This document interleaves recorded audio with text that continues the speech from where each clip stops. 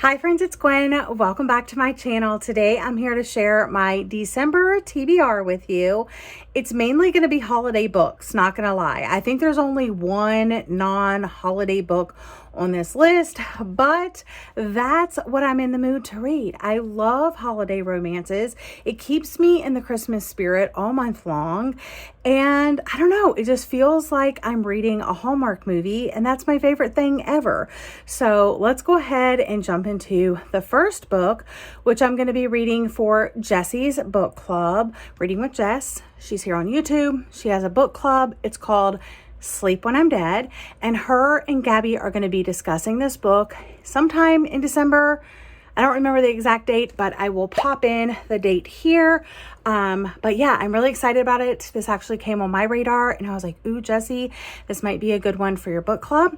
And they decided to go with it. Is Christmas Presents by Lisa Unger.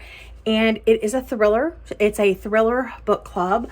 It says a true crime podcaster unwraps a bestseller's dark past in this chilling holiday mystery from a master. There are quite a bit of holiday romances I'm hoping to read this year, and some have been on my shelf and some I bought when I hung out with Jessie last weekend.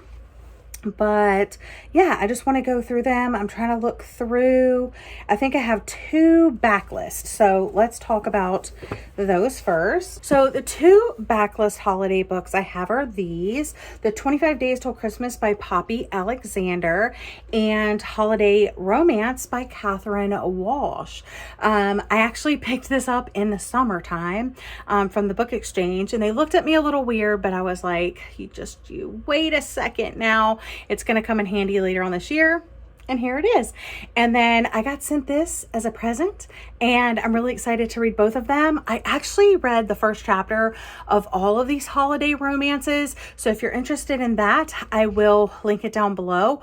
Also, Jessie read the first chapters with me, and we both shared our thoughts on all of these books. So some made the cut and some didn't, you know? But in this one, it says a lot can happen in 25 days. Kate Thomas used to love Christmas. A few years ago, she would have been wrapping her presents in September and baking mince pies on Halloween, counting down the days and hours until Christmas. But that was before her husband left for the army and never came home. Now she can hardly stand December at all. This one just sounded very interesting. It's about Molly and Andrew, and they're just trying to get home to Ireland for the holidays when a freak snowstorm grounds the flight. And it says she's meant to be catching flights, not catching feelings. So those are the two backlists that I'm hoping to read this year. And then now we're going to jump into the new ones. I'm going to be reading this one for my in-person book club. It's A Winter in New York, and it just seems like it's going to be not necessarily Christmas holiday related, but winter related. It actually starts on Valentine's Day when these two people bump into each other in a bookstore. A young chef stumbles upon a family secret recipe that might lead her to the love and life she's been looking for. When Iris decides to move to New York City to restart her life, she realizes she underestimated how big the Big Apple really is. All the nostalgic movies she'd watched with her mom while eating their special secret recipe gelato didn't quite do it justice. So I think she's going to find love in the winter time, and maybe it does have some holiday vibes in here. I'll have to read it to find out. All right, next up is one I have really been looking forward to ever since Becca announced it, and that is the Christmas Orphans Club by Becca Freeman. She is the host of, well, she's the co-host of the podcast Bad on Paper, which I absolutely love. And so I was so excited that I'm actually going to have an entire book written by her. This is about friendship and about romance and about how your life can change. It says Hannah and Finn have spent every Christmas together since college. Neither has anywhere else to go. Hannah's parents died and Finn's disowned him when he came out.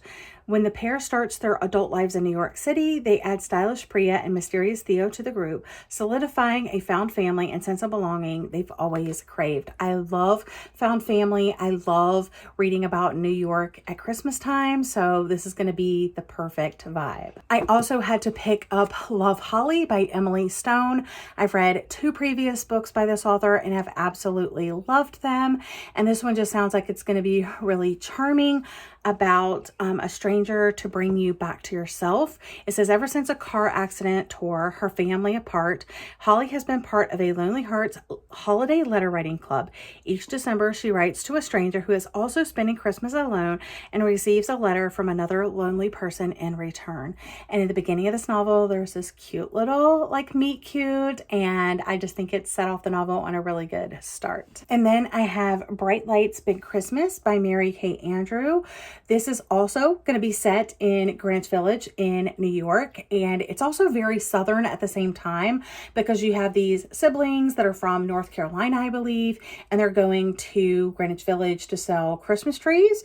And they go in this like vintage little trailer, and I don't know, she's going to fall in love with like the area and the vibes.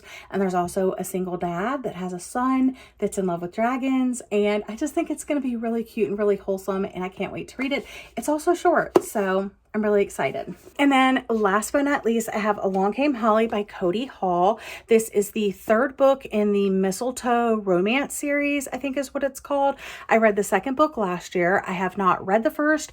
I do not own the first, but it is on my wish list, and I do plan to eventually go back. I never see it in the stores, so I'm probably going to have to order it online, which is fine, but I really like the second book. I read the first chapter of this, and I'm like, oh my goodness, I am just so ready. It's kind of like an enemies to lovers. They have these like shops next door to each other. It says, have a holly jolly Christmas. Holly Winters owns the jolliest holiday shop on Main Street, and this season is shaping up to be the best yet.